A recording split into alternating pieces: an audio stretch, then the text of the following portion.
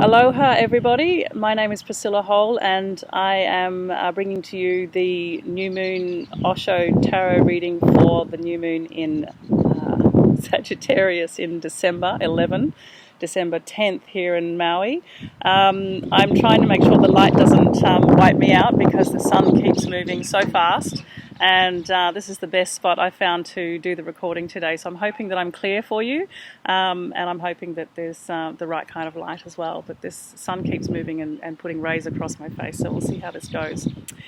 So the new moon in Sagittarius is about stepping into new levels of power and new levels of adventurous energy and looking at things that really matter to us. And I've done a lot of reading, and I'm still always a bit overwhelmed by how much information comes towards me, and I don't often know whether or not I've absorbed it all until it plays out in my own life.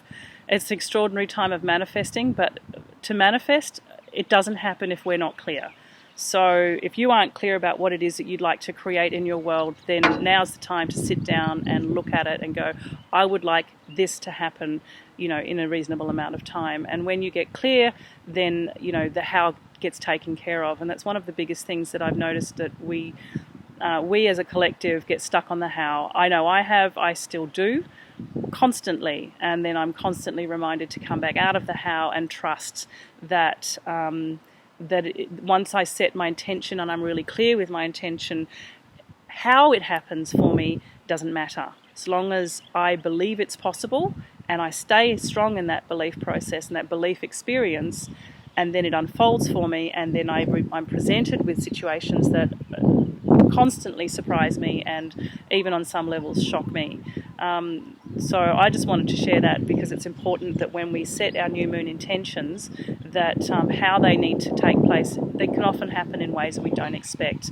And if we get our heads and our mind and our egoic mind out of that process, then that's okay, and it's important that we do.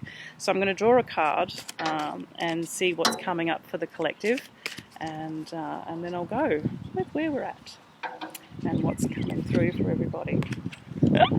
This I don't think I've drawn before for us. This is no thingness. This is about recognizing that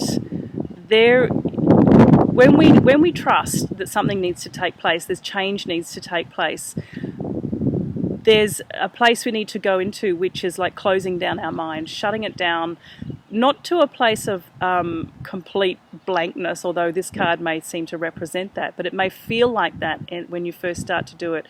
And of course, when that happens, the mind goes into fear and it goes into terror that you're going to try and somehow get rid of it. And the reality is you don't need to get rid of how your mind works. You don't need to get rid of the egoic mind at all, because if we were rid of our egoic mind, we would be pure spirit.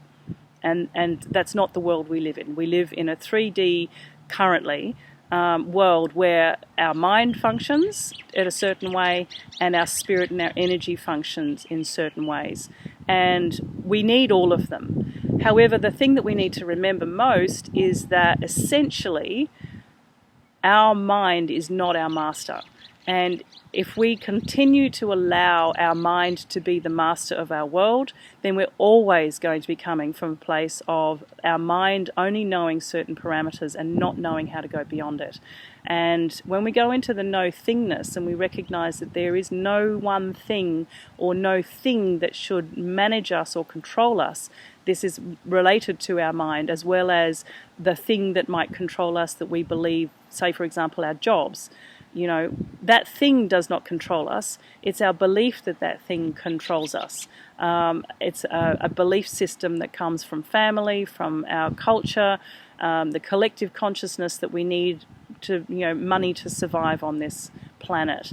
And for me personally, I read a meme on Facebook, which I've seen countless times, we're the only species on the planet that needs money to survive. Personally, I look at that and I shake my head in disbelief and sadness. What does that mean?